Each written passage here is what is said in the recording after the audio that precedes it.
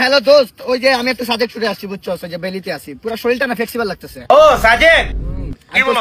হ্যাঁ, আর সমস্যা নাই। বুঝছো, টমির কি খবর? ও তোরা তো বলা হলে তুমি তো মরে গেছে। একটা কমন সেন্স আছে তোর মাথায়? এটা কি কইলি? মানে ডাইরেক্ট স্টপ ইট, মানে ডাইরেক্ট ফেস টু ফেস বইলা দিলি, মানে মুখের উপরে বইলা দিলি যে মইলা গেছে। এরকম ভাবে বলে একটা জায়গায় ট্যুরে আসছি ভাই, একটা জায়গায় আমি একটা ফিরলি মানে ফানি ভাবে আমি থাকবো, বাসায় শান্তি পাই না দেখে ঘুরতে আসছি বন্ধু বান্ধব, ডাইরেক্ট বইলা দিলি।